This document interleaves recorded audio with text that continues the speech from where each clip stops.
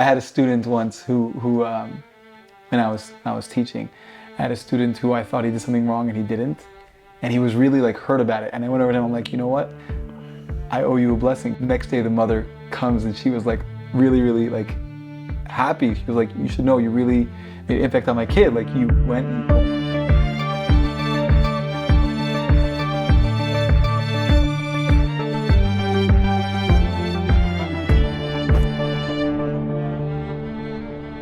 Okay, so now we see that something you said before about blessings and merits. Mm-hmm. So Yaakov Avinu overall got 4 blessings. One blessing he got, the big ones from his father, the ones that he sneaked away from Esav, which were rightfully his because Esav sold it to him. Then he had the bracha from his father again when he left to go to Lavan. That's right. Then he got another bracha when he left Lavan again. Hashem blessed him when he left Lavan's house. Okay. And then he got a 4th bracha, which is the bracha that the angel gave him, right? He told the angel, I'm not going to let you go. It's the angel's first time to be able to say praise of song before Hashem, and he needed to go. Yaakov said, I'm not going to let you go until you bless me, and he gave him that 4th bracha. So my question was not that. My question with all this was, is there some sort of a rule, or is there some sort of a unspoken rule that was there, that if there is some sort of a machloket, and the person who's wrong has to bless the person that was right? Because we see something like that with Avimelech, and if you remember Shmuel, that's how he came about. When his mother, when Eli, when he thought that Hannah was drunk and this, and then he said, "Oh, I'm sorry, I apologize, I misjudged you," and because of that, he gives her a blessing. So that's interesting. Is there something that is going on that is like an unspoken rule that we don't know about? It's not an unspoken rule. You know what I'm talking about, right? Yes. Growing up, I remember hearing many times that if you're choshed b'ksherim, which means if you suspect someone who's kosher, b'ksherim, right? Someone who is actually didn't do anything wrong, and you suspect they did something wrong, you owe them a blessing. Oh, so it is a Yes. more or less rule. I don't know where the source is. It could be that this is the source. It could be that Chana is the source. It's very interesting because where is the actual source? But I think you're hitting on. I think Eli HaKohen giving Chana the blessing might have hit it on the nose. I don't know for sure though what the source is. Because we see the same thing with this Malach doing the same exact thing. He didn't want to give him a blessing. He really didn't like. He was fighting him. Right, but Yaakov won. Because he won, he's giving him a blessing. Okay, you won. Well, that was more like more blackmail. Yaakov was like, I'm not gonna let you go until you bless me. Well, yeah. But I actually remember I had a student once who when I was teaching, I had a student who I thought he did something wrong and he didn't, and he was really like hurt about it. And I went over to him. I'm like, you know what? I owe you a blessing and I explained to him why, because I thought, I thought you did something wrong and you didn't, and I gave it to him. And the next day the mother comes and she was like really like happy. She was like, you should know, you really made an impact on my kid. Like you went and you walked, you apologized and everything. And she was really touched. So I don't know. I'm just saying the story because like that's pretty cool. Happened. That's awesome. Yeah, of course. Yeah. So Baruch Hashem, and I think like that's how the next person learns the same thing. These stuff make an impact. Plus, the blessings that he gave him, he didn't give him any blessings that were directly to him. All the blessings that this Malach gave him were for future generations. Were all for his offspring. Yeah, None were for him. This is the point I'm getting to. Actually. Okay, sorry. No. I kind of ruined. No, because he had 4 blessings. Now Yaakov was like, which blessing am I going to use right now for this ordeal I'm about to face Esav with? Mm-hmm. And he decided he's going to use the blessing that his father gave him when he left to go to Lavan. Mm-hmm. Because the ones that he got from the blessings that he got, that he got instead of Esav, those were the greatest blessings. Of course. And then the blessings afterwards, also when he left Lavan and when he got from the Malach, were also very, very special. Of course, these ones were too, but they were the least of all the 4. And so he used these ones. And the rest, he kept for later on when the Jews are going to need it, and there's going to be a lot of, trials and tribulations like we've seen in Jewish history, and that's going to stand for us. And it brings a mashal, it brings an example or a parable. Imagine a king who he hears that there's this band of, I don't know, there's a band or there's one person who who is stealing from people on the highway. So he sends two strong people to go and take care of it. So they ask him, you have so many strong people, why don't you send them all? So he says, well, what do you mean? I don't need all these people to take care of this. I just need two very strong men. The rest of the warriors I'm going to keep by me for in need of real war. So it's the same exact thing. Yaakov didn't need to use all his blessings. He used the least of them, and the rest he kept for when it was really, really necessary. So what were the 4 blessings that he got from the Malach? No, he got 4 blessings overall. Ah, okay. So Yeah. what was the blessing that he got from the Malach? Him becoming Israel was the blessing, no? Oh, he called him Yisrael. How could I forget? Yes, he called him Yisrael. He says, your name will no longer be Yaakov, your name is going to be Yisrael, which comes with, Right. It was a total transformation of Yaakov to a totally higher level. One of the questions I had in previous years was, every time we hear about our patriarchs or matriarchs, whenever we hear about their names being changed, in the Torah it specifically says that it's a sin to call them by their old name. The only one that it doesn't apply to is Yaakov. And with Yaakov, you could call him Israel and you could call him Yaakov. Why? Because the name was not changed by Hashem. The name was changed by the Malach. So therefore, it's not a sin to call him Yaakov or to call him Israel. Because Israel is the name that is given to his offspring as his nation to represent him. So you understand? Which is why we could call him Yaakov or we could call him Israel. And it's never a sin to call him either name. And the only time we are called Israel, we as a nation are called as Israel, is when we are united together. Right. Otherwise we have Shvatim. Yeah. Right. So, and where do we see support of that? Because where it says Yaakov came to Egypt and Israel rejoiced. Why would it, in the same sentence, use 2 of his names? It says Yaakov came to Egypt and Israel rejoiced. Now we became one. We became one nation. Before we were separated because Joseph was on the other side of the world and they were on this side of the world. So once they were united. We were not united yet. We didn't become one nation. The only time it calls him Israel again is when he comes to Egypt and he is reconciled with his son. Because before that, he was referred to as Yaakov because he lost his Ruach HaKodesh. Why? Because he became sad. He was upset. Right. So sadness makes you lose your Ruach HaKodesh. Yeah.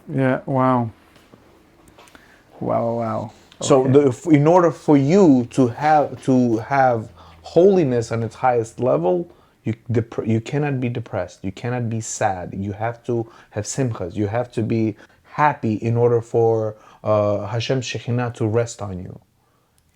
Yeah. Yeah, we spoke about this the other time. When was it? Oh, by Avram Avinu. We said that Shekhinah was there. He was happy even though he was in pain. Yes. Yeah. He also said that, basically submit to me that the brachas that I got really are mine from my father. And he was the son They of were Esav. rightfully mine, right? Yeah. So he's not really physically beating him. He's actually spiritually defeating him. All of this is metaphoric. This is the actual fight didn't physically take place. That's a good question. I don't know how. Well, if he physically got hurt, all these things again. I don't know, and I'm not an expert on this stuff. On because this is heavy stuff. These questions, but in general, the rule is that these things physically happened, and they had very high and spiritual, things that were entailed, that were included.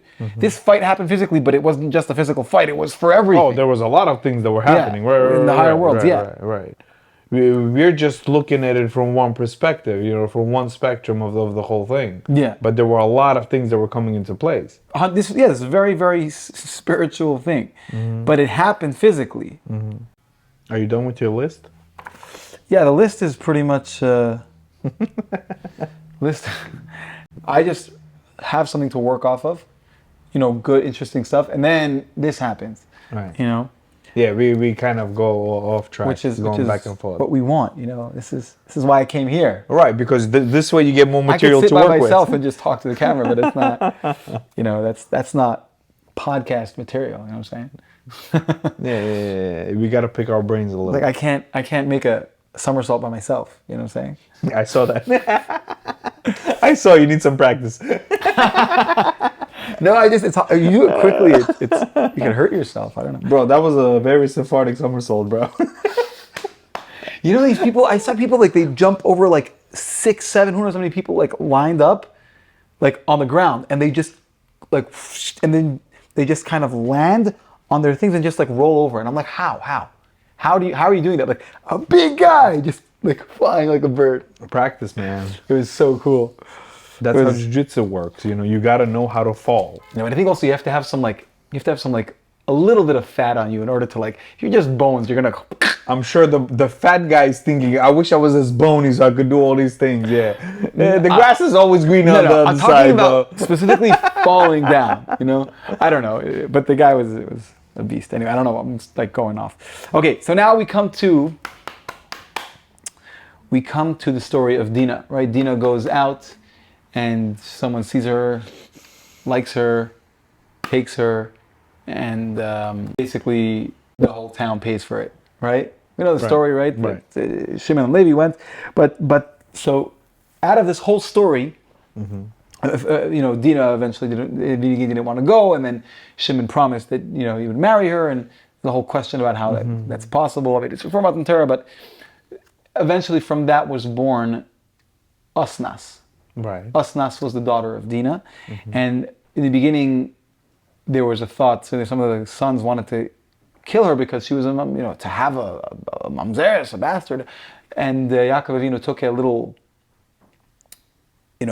amulet of gold. He took a little piece of gold, turned it into like a necklace, an amulet, etched her name into it, and sent her off. And it says that the Malach Michal came and took her to the house of Potiphar, where Yosef was sent later, and Osnas, I think he couldn't have kids, or whatever. They couldn't have kids together, and so Osnas was raised as Potiphar's own by his wife, and eventually. Oh yeah, you're talking about Yosef, because they I believe they said that he had a neshama of a girl that was supposed to be changed. No. So Dina had a neshama, was supposed to be a boy, and Leah saw she was going to have a seventh kid, and she davened that it should be a girl. Okay. Yeah. That's why her name's Dina, because Dina is done. She judged herself. She passed judgment on herself. Said, "No, I don't want to have a seventh shevet. I want to give it to my sister." So she actually passed judgment on herself. Said, "No," and that's why her name was Dina, because of that judgment that she made. Is that the first time we see our patriarchs making kameas?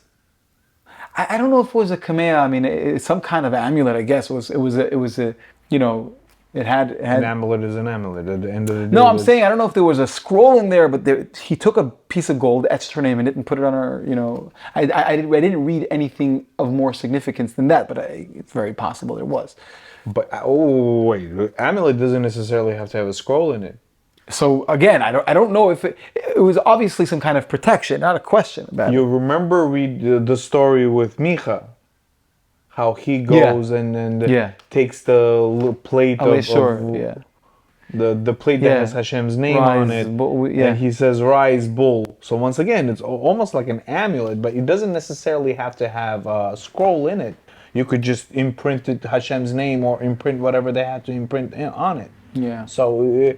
I mean, but that's why Yosef saw it on Dina and knew that she was supposed to be. On Dina's daughter, and knew that she was supposed to be his wife. Oh, really? That was the only thing that attracted her. Attracted her to him, because otherwise, Him to her, yeah. Otherwise, he saw everybody as all Egyptians. He didn't want to marry any of them.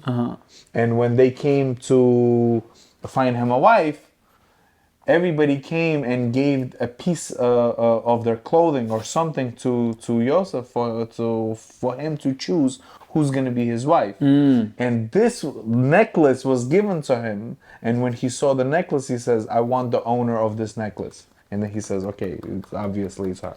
That's why Potiphar's wife thought she was going to be with Yosef. It says that she saw in the stars that they're going to have descendants together. Right. But she didn't realize that, That stars, it was her stars, adopted stars daughter. don't leave out some truth, and therefore it's a little bit of a lie, and that is going to come out of her home, which was her adopted daughter Asnas.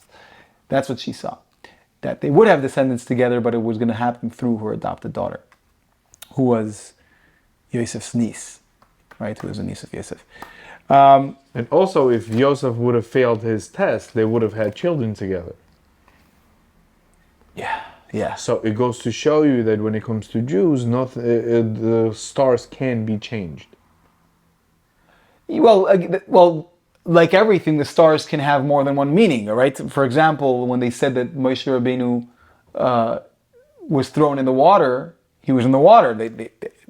So they said, oh, we see that now he's eliminated. He wasn't eliminated. He was thrown in the water, but he was saved. Right, but in it the doesn't say stars, the they full saw story. that he was in the water. Exactly. So once again, it was supposed to happen, but we can change our stars depending on the choices we make. Well, I mean, according to these things, it just means that the stars don't tell Are the not full story to 100% begin right. with. But yes, we are higher than Mazel. Yeah, it does say that. Because we can connect to something higher than Mazel, you know. Right? VIP. This is what we got for this week, guys. Thank you for tuning in. Press that subscribe button, and we'll see you next week. Okay, we're signing out. Thank you for tuning in.